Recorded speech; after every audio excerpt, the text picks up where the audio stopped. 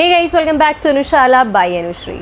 Power polity playlist में हम जान रहे हैं प्रेसिडेंट के बारे में। अब तक हम 2 वीडियोस के थ्रू प्रेसिडेंट के सारे जितने भी रिलेटेड इन्फॉर्मेशन है, जितने भी फैक्ट्स हैं या जितने भी प्रोसेस हैं, उनको हम समझ चुके हैं। पिछले वीडियो में मैंने आपको बताया था प्रेसिडेंट की एडमिनिस्ट्रेटिव पावर्स के बारे में। इस वीडियो में हम स्पेसिफिकली डिस्कस करने वाले हैं प्रेसिडेंट की लेजिस्लेटिव पावर्स के बारे में। ठीक है, हमें पता है कि प्रेसिडेंट जो है वो लेजिस्लेचर का हिस्सा होते हैं। क्यों? क्योंकि लेजिस्लेचर में 3 पार्ट्स हैं, मतलब पार्लियामेंट जो है उसके 3 पार्ट्स हैं, लोकसभा, राज्यसभा एंड प्रेसिडेंट। तो अब सिर्फ इतनी इन्फॉर्मेशन हमारे लिए काफ़ी नहीं है, क्योंकि अगर आप यूपीएससी, पीएससीज या किसी भी प्रकार से आर्ट्स से रिलेटेड कोई भी एग्ज़ाम दे रहे हैं तो आपको प्रेसिडेंट के बारे में तो एटलीस्ट सारी चीज़ें पता होनी चाहिए। तो अगर आपने अब तक वो सारे वीडियोस नहीं देखे हैं then please do watch them, और अगर आपने अनुशाला को सब्सक्राइब नहीं किया है then please do subscribe and share with your friends. Let me share the screen so that we can start with the legislative powers of the president. Now I hope it is visible. Fine, चलो legislative powers होती क्या है? President, हमें ऐसा समझ में आता है, मतलब व्हेन आई स्टार्टेड लर्निंग तो मुझे एक बात समझ आती थी कि अच्छा प्रेसिडेंट जो है उनका एक ही काम होता होगा लेजिस्लेचर के अंदर कि राज्यसभा लोकसभा दोनों से अगर कोई भी बिल पास हो जाता है तो उसको साइन कर दो और वो लॉ बन गया।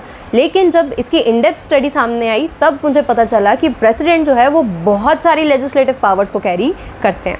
एक एक करके देखते हैं। सबसे पहले तो हमें पता है कि प्रेसिडेंट जो है वो पार्ट ऑफ द पार्लियामेंट होते हैं। Houses of parliament are only 2, Lok Sabha and Rajya Sabha, लेकिन part of the parliament are 3 actually, Lok Sabha, Rajya Sabha and president. चलो सबसे पहले प्रेसिडेंट जो है उनके पास एक पावर है कि वो हाउसेस ऑफ पार्लियामेंट जो है स्पेसिफिकली लोकसभा, ठीक है, दिस इज लोकसभा, इसको डिसॉल्व भी कर सकते हैं, प्रोरॉग भी कर सकते हैं और समन भी कर सकते हैं। समन का मतलब बुलाना। अगर प्रेसिडेंट को लगता है कि लोकसभा या राज्यसभा को बुलाना चाहिए, मतलब डिस्कशन बैठाना चाहिए, तो वो कर सकते हैं, यूजुअल सेशन के अलावा भी।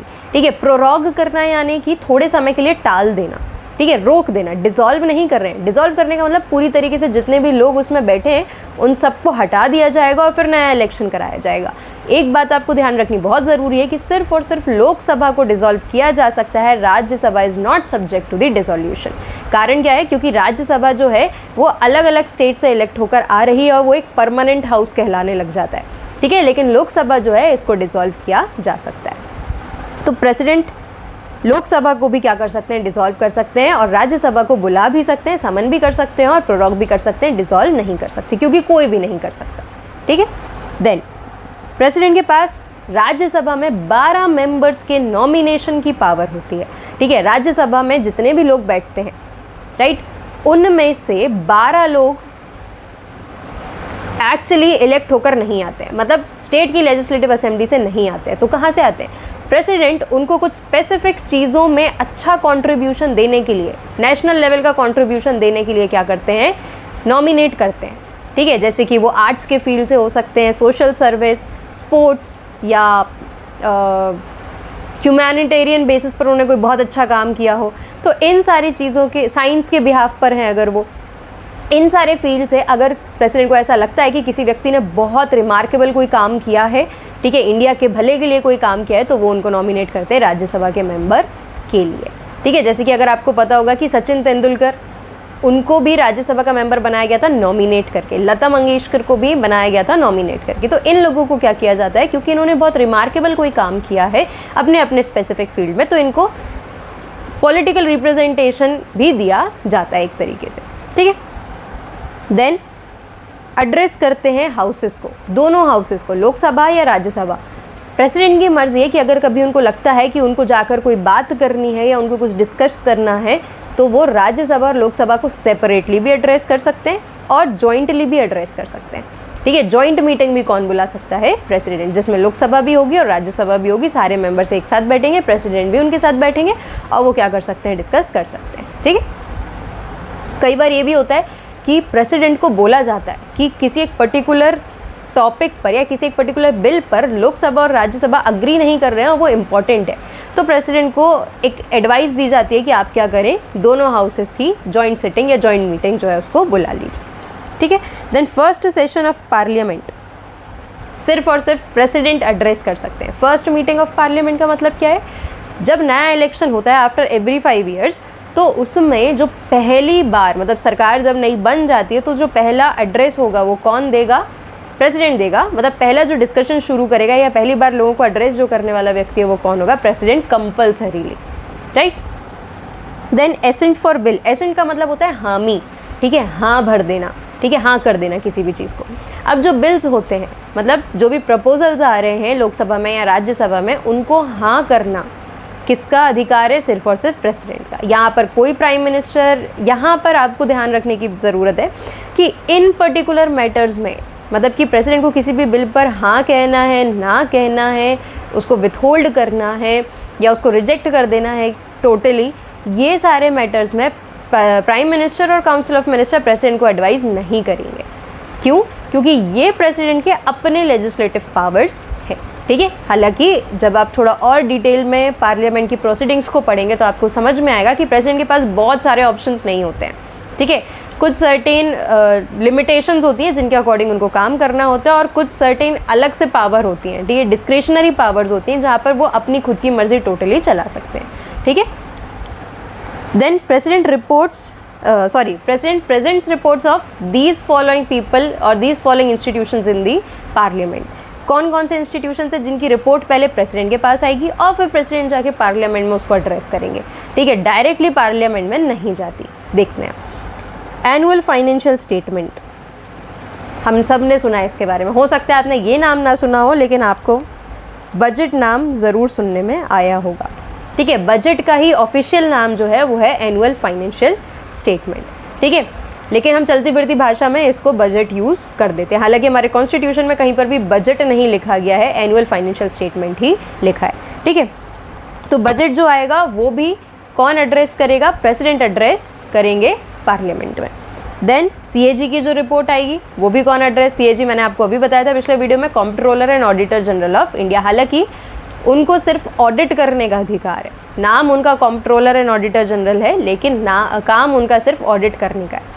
उनकी भी रिपोर्ट कौन प्रेजेंट करता है पार्लियामेंट में? प्रेसिडेंट। देन फाइनेंस कमीशन और यूपीएससी, इन दोनों की भी जो रिपोर्ट्स आती हैं, जो एनुअल रिपोर्ट्स आती हैं या वो कुछ नया प्रपोजल कुछ लेकर आते हैं तो वो भी रिपोर्ट प्रेसिडेंट के पास जाती है और फिर प्रेसिडेंट उसको एड्रेस करते हैं। Then national commission for scheduled caste, national commission for scheduled tribes and socially and educationally backward classes, इनका भी जो एनुअल रिपोर्ट्स होती हैं, ये जो स्पेसिफिक कमीशंस बनाकर रखे हमने, इनकी भी जो एनुअल रिपोर्ट्स होंगी वो कौन प्रेजेंट करेंगे? President in the parliament. Then special officer for linguistic minority, linguistic minority क्या है? माइनॉरिटी यानी वो लोग जिनकी संख्या कम है, लेकिन ये जो संख्या कम है ये हम किस बेसिस पर देख रहे हैं? लैंग्वेज के बेसिस पर। लिंग्विस्टिक माइनॉरिटी मतलब किसी भी एक पर्टिकुलर भाषा को बोलने वाले लोग अगर बहुत कम हैं तो हम उसको लिंग्विस्टिक माइनॉरिटी कह देते हैं, ठीक है, क्योंकि इंडिया एक बहुत ज़्यादा डाइवर्स कंट्री है और यहाँ पर इतनी सारी लैंग्वेज हैं, इतने ज़्यादा अलग अलग डायलेक्ट्स हैं कि हर थोड़ी थोड़ी दूरी पर जो लैंग्वेज है, जो वर्ड्स हैं, जो बोलने का तरीका है वो चेंज होता है। ऐसे में कुछ ऐसी कम्युनिटीज़ हैं या कुछ ऐसे पर्टिकुलर ग्रुप्स हैं जो लिंग्विस्टिक माइनॉरिटी होते हैं, ठीक है। इनके लिए एक स्पेशल ऑफिसर रखा जाता है, कमीशन नहीं बनाया जाता, सिर्फ एक इंडिविजुअल को रखा जाता है और वो जो एनुअल रिपोर्ट देते हैं या वो जो भी रिपोर्ट प्रेजेंट करते हैं प्रेसिडेंट को, वो प्रेसिडेंट कहाँ पर लेकर आएंगे? पार्लियामेंट। फाइन। देन अब इसके अलावा जब हम पार्लियामेंट की प्रोसीडिंग्स की बात करते हैं तो देयर आर सर्टेन बिल्स जिनको पार्लियामेंट में इंट्रोड्यूस कराने से भी पहले, पास होने की बात तो आप छोड़ दो, इंट्रोड्यूस कराने से पहले भी हमें प्रेसिडेंट की रिकमेंडेशन की ज़रूरत पड़ती है, ठीक है। ऐसे कौन से बिल हैं? जैसे कि कोई नया स्टेट बनाना है अगर, ठीक है, जितने भी स्टेट हमारे हैं अगर इनके अलावा भी कोई नया स्टेट बनाना है, जैसे आपको पता है कि भाई छत्तीसगढ़ जो है वो पहले एमपी का पार्ट था, ठीक है, तो हमने एमपी से छत्तीसगढ़ को अलग किया, एक राज्य से 2 राज्य बनाए, तो इसके लिए कुछ तो बिल लाए होंगे ना हम पार्लियामेंट में। ऐसे थोड़ी ना कि अपनी मर्ज़ी से उठ के एक हमने बॉर्डर बना दी या हमने कुछ लोगों को डिवाइड कर दिया, नहीं, प्रॉपर सारी प्रोसीडिंग्स यहाँ पर फॉलो की जाती हैं पार्लियामेंट में। तो ऐसे बिल्स, अगर कोई नया स्टेट बनाना है तो ऐसा बिल लाने के लिए हमें पहले किसकी ज़रूरत है? प्रेसिडेंट की। अब अगर प्रेसिडेंट पहले से किसी भी बिल के लिए रिकमेंडेशन दे रहे हैं तो जब लोकसभा और राज्यसभा से पास होकर वो जाएगा तो प्रेसिडेंट उसको ना नहीं कर सकते, फिर उसको उनको हाँ ही करना पड़ेगा, क्योंकि वो पहले ही हाँ कह चुके हैं। अगर उनको पहले ही इसमें मंजूरी नहीं होती तो वो रिकमेंड करते ही नहीं, ठीक है। मनी बिल, मनी बिल क्या होता है? फाइनेंस से रिलेटेड ही बिल होता है, लेकिन फाइनेंस बिल से अलग होता है, ठीक है। फाइनेंस बिल भी 2 तरीके के होते हैं। तो मनी बिल कुछ ऐसे स्पेसिफिक होते हैं जो लोकसभा के स्पीकर होते हैं वो डिसाइड करते हैं कि कोई भी बिल मनी बिल है या नहीं है, ठीक है। जब अगर मान लो उन्होंने बोल दिया कि हाँ भाई ये बिल जो है ये मनी बिल है, ठीक है, तो इस बिल को इंट्रोड्यूस कराने से पहले उनको किसकी परमिशन लेनी पड़ेगी? प्रेसिडेंट की। और फाइनेंस बिल भी, जो दूसरे प्रकार के भी फाइनेंस बिल होते हैं, उन सब के लिए भी किसकी प्रायर रिकमेंडेशन लेनी पड़ती है? प्रेसिडेंट की। अगर प्रेसिडेंट हाँ कहते हैं तभी उनको इंट्रोड्यूस कराया जाएगा, अगर ना कहते हैं तो इंट्रोड्यूस नहीं करा सकते, ठीक है। इसलिए आप कभी भी ऐसे अगर कोई फैक्चुअल इन्फॉर्मेशन पढ़ रहे हैं तो आपको समझ में आएगा कि बोला जाएगा प्रेसिडेंट जो है वो मनी बिल को ना नहीं कह सकते, उनको हाँ कहना पड़ता है, मतलब साइन करना पड़ता है अगर दोनों हाउसेस को पास कर देते। वो इसलिए करना पड़ता है क्योंकि उन्होंने खुद ही प्रायर उसको क्या किया है? रिकमेंड किया।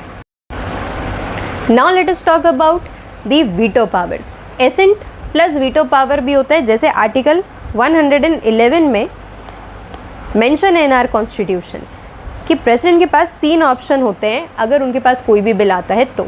सबसे पहला ऑप्शन कि वो हाँ कर दे, एसेंट दे दे। सेकंड ऑप्शन कि वो उसको विथहोल्ड कर लें यानी रोक लें थोड़े समय के लिए। थर्ड ऑप्शन वो उसको रिकंसिडर करने के लिए वापस भेज दें, मतलब कि पार्लियामेंट के दोनों हाउसेस ने पास करके भेजा है, समझ गए, लेकिन प्रेसिडेंट को लगता है कि इसको दोबारा से इस पर सोच विचार करने की ज़रूरत है। हो सकता है कि जल्दीबाजी में भेज दिया हो सकता है कि सारे पॉइंट्स को डिस्कस ना किया हो, बस पास कर दिया हो। तो इन सारी चीज़ों से, हेस्टी डिसीजन मेकिंग से बचाने के लिए प्रेसिडेंट रिकंसिडरेशन के लिए भी भेज सकते हैं वापस।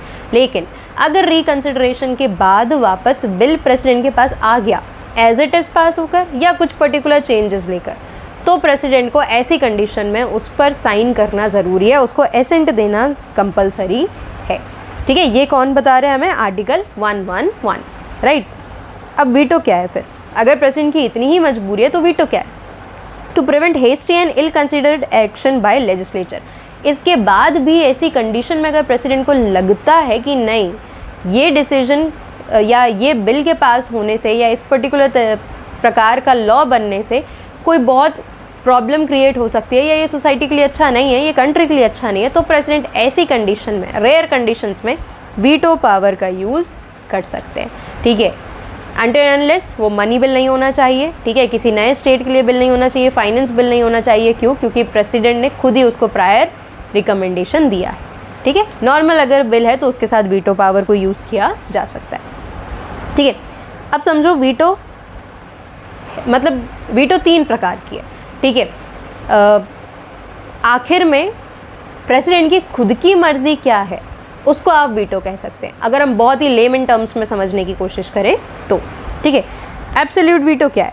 एब्सोल्यूट वीटो का मतलब है कि ना मतलब ना, हमने रोक दिया, ठीक है, मना कर दिया। प्रेसिडेंट ने दोबारा रिकंसिडर होकर आया तो भी मना कर दिया कि नहीं, मैं अपना एब्सोल्यूट वीटो यूज़ करता हूँ और मैं इस बिल को रोक रहा हूँ, ठीक है, ना कर रहे हैं, राइट।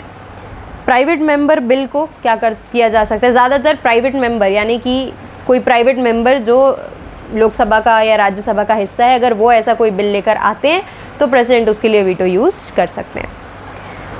1954 में, मतलब एग्जाम्पल यहाँ पर आपको दिया गया है कि 1954 में राजेंद्र प्रसाद ने पेप्सू एप्रोप्रिएशन बिल जो है, मतलब पेप्सू नाम का एक एक्ट आया था, उसके अगेंस्ट में उन्होंने वीटो यूज़ किया था कि हम इसके लिए इतना अमाउंट नहीं देंगे, राइट। तो 1954 का ही एग्जाम्पल है, आप एग्जाम्पल नहीं भी याद रखेंगे तो भी चलेगा, आपको एब्सोल्यूट वीटो समझना ज़रूरी है। Then suspensive veto returns the bill for reconsideration not in the case of money bill. Suspensive veto बहुत ही इन जनरल टर्म्स में रिकंसिडरेशन के लिए भेज दिया जाता है, लेकिन मनी बिल्स के केसेस में नहीं भेजा जा सकता। देन पॉकेट वीटो, ये बड़ा मज़ेदार है। पॉकेट वीटो मतलब कि प्रेसिडेंट के पास बिल आया, प्रेसिडेंट ने अपनी पॉकेट में रखा और प्रेसिडेंट भूल गए, मतलब ना तो वो उस पर हाँ कह रहे हैं, ना तो वो उस पर ना कह रहे हैं, और ना ही वो रिकंसिडरेशन के लिए भेज रहे हैं। पॉकेट वीटो ऐसी कंडीशंस में यूज़ किया जाता है जहाँ पर प्रेसिडेंट कोई जवाब देना ही नहीं चाहते, ठीक है, या वो ज़रूरी नहीं समझते होंगे कोई भी जवाब देना तो, राइट। इसके अलावा भी एक और वीटो होता है क्वालिफाइड वीटो, लेकिन वो हम नहीं जानेंगे क्योंकि वो हमारे प्रेसिडेंट के पास नहीं होता है, ठीक है, वो यूएस के प्रेसिडेंट के पास होता है, हमारे प्रेसिडेंट के पास नहीं होता। तो अगर आपसे पूछा जाता है कि इंडिया के प्रेसिडेंट के पास कितने टाइप के वीटो पावर है? 3, absolute veto, suspensive veto and pocket veto, ठीक है। चलो एक छोटी सी information, 24th constitutional amendment act, ये CAA क्या है, कॉन्स्टिट्यूशनल अमेंडमेंट एक्ट, जो कि आया था 1971 में। इसने ऑब्लिगेशन बना दिया था, ऑब्लिगेटरी बना दिया था प्रेसिडेंट के लिए कि कोई भी कॉन्स्टिट्यूशनल अमेंडमेंट बिल आता है तो आपको उस पर हाँ करना, असेंट देना कंपलसरी है। ठीक है, मतलब 24th कॉन्स्टिट्यूशन अमेंडमेंट 1971 में ये कंपलसरी बना दिया गया कि अगर कॉन्स्टिट्यूशन में किसी भी प्रकार का अमेंडमेंट हो रहा है जिसके लिए एक बिल आता है तो उसका नाम ही होता है कॉन्स्टिट्यूशनल अमेंडमेंट बिल, यानी कॉन्स्टिट्यूशन में हम संशोधन कर रहे हैं, अमेंडमेंट कर रहे हैं, उसके लिए एक बिल पास कर रहे हैं। ऐसा अगर कोई भी बिल प्रेसिडेंट के सामने आता है तो उनको कंपलसरीली उस पर एसेंट देना पड़ेगा। ठीक है, जैसे वो मनी बिल में मना नहीं कर सकते वैसे वो यहाँ भी मना नहीं कर सकते, किसी भी प्रकार का वीटो यूज़ नहीं कर सकते। ठीक है, इसके अलावा ऑर्डिनेंस क्या होता है, आर्टिकल 123 ऑर्डिनेंस के बारे में बात करते हैं। प्रेसिडेंट के ऑर्डिनेंस की पावर किसके पास भी है, गवर्नर के पास भी है स्टेट में, लेकिन अंडर आर्टिकल 123 प्रेसिडेंट के ऑर्डिनेंस की बात कर रहे हैं। अंडर आर्टिकल 213 स्टेट के गवर्नर्स की ऑर्डिनेंस पावर के बारे में बात कर रहे हैं। ठीक है, तो ध्यान रखेंगे कि अगर आर्टिकल्स कहीं पूछ लिए जा रहे हैं तो किसके रिलेटेड जो आर्टिकल्स हैं कहाँ पर दिए गए हैं वो आपको ध्यान रखना ज़रूरी है। अच्छा, ऑर्डिनेंस होता क्या है, पहले सिंपल टर्म्स में समझते हैं। मान लो कि पार्लियामेंट के दोनों हाउसेज या दोनों में से कोई भी एक हाउस सेशन में नहीं है, ठीक है, नई मीटिंग हो रही है या ब्रेक चल रहा है, ऐसी कंडीशंस में अगर प्रेसिडेंट के सामने कोई ऐसी कंडीशन आती है कि उनको अभी अर्जेंट में कुछ लॉ बनाना है, ठीक है, या कोई ऐसी सिचुएशन आ गई कि अब तो कंट्री के लिए लॉ बनाना ही पड़ जाएगा, लेकिन इतने जल्दी तो पार्लियामेंट के हाउसेस को बुला नहीं सकते। ठीक है, तो क्या होगा, या मान लो ऐसी कंडीशन है कि हाउसेस को नहीं बुला सकते, मीटिंग नहीं कर सकते, तो ऐसी कंडीशन में प्रेसिडेंट के पास ऑर्डिनेंस मेकिंग पावर होती है। मतलब कि प्रेसिडेंट एक लॉ बना सकते हैं अकेले, लेकिन वो लॉ पूरी तरीके से वैसे ही वैलिड रहेगा जैसे पार्लियामेंट के थ्रू एक लॉ बन के आता है, लेकिन कब तक, एक लिमिटेड पीरियड ऑफ टाइम के लिए, है ना, 6 महीने के लिए एक ऑर्डिनेंस काम कर सकता है मैक्सिमम। क्यों, क्योंकि 2 हाउसेस के, मतलब हाउसेस की 2 मीटिंग के बीच में मैक्सिमम 6 महीने का गैप हो सकता है, उससे ज़्यादा नहीं। मतलब साल में 2 सेशन तो होने कंपलसरी है ना, 12 महीने होते हैं तो मैक्सिमम गैप 6 महीने, मतलब कम से कम साल में 2 बार तो कुछ नई भी करके पार्लियामेंट के हाउसेस मिलेंगे।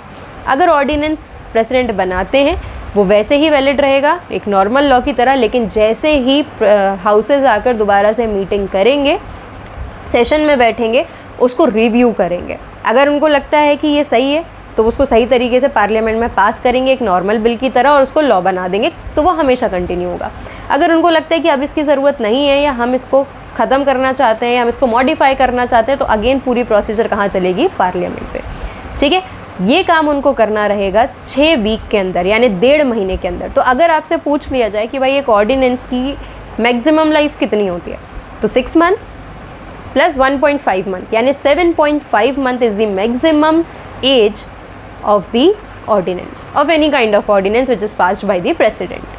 ठीक है, अंडर आर्टिकल 123। तो ये था आपका प्रेसिडेंट के बारे में। लेकिन एक और बात जो हम भूल रहे हैं बताना, कि प्रेसिडेंट सिर्फ उन सब्जेक्ट के ऊपर ऑर्डिनेंस पास कर सकते हैं जो कि पार्लियामेंट के दायरे में आती है। मतलब यूनियन लिस्ट के मैटर्स में ही या कॉन्करेंट लिस्ट के मैटर्स में ही प्रेसिडेंट क्या कर सकते हैं, ऑर्डिनेंस बना सकते हैं, स्टेट लिस्ट के सब्जेक्ट्स पर नहीं। ठीक है, हमारे पास 3 लिस्ट हैं, यूनियन लिस्ट, स्टेट लिस्ट और कॉन्करेंट लिस्ट। यूनियन लिस्ट पर लॉ बनाती है पार्लियामेंट, स्टेट लिस्ट पर लॉ बनाती है स्टेट गवर्नमेंट्स, और कॉन्करेंट लिस्ट में ऐसे सब्जेक्ट्स हैं जिन पर दोनों लॉ बना सकते हैं। लेकिन अगर दोनों ने बना दिया एक ही समय पर, तो फिर किसका लॉ काम करेगा, किसका लॉ ख़त्म नहीं होगा, पार्लियामेंट का, और स्टेट्स का जो लॉ है वो उस पर्टिकुलर मैटर में ख़त्म हो जाएगा। ठीक है, तो ये था आपका ऑर्डिनेंस अंडर आर्टिकल 123। रीड कर लेते हैं एक बार। Neither houses of parliament is in session और when he is satisfied that circumstances compel him to take actions immediately. ठीक है, अगर प्रेसिडेंट को ऐसा लगता है कि भाई अब ऐसी कंडीशंस आ गई हैं कि उनको इमीडिएटली कुछ ना कुछ एक्शन लेना पड़ेगा, एक लॉ बनाना पड़ेगा, तब ऐसी कंडीशंस में ऑर्डिनेंस आते हैं। लेकिन कंडीशन क्या है, पार्लियामेंट के हाउसेस सेशन में नहीं होने चाहिए। ऐसा नहीं होगा कि लोकसभा भी है, राज्यसभा भी है और प्रेसिडेंट ऑर्डिनेंस बना रहे हैं, नॉट पॉसिबल। ठीक है, वो बनेगा ही नहीं।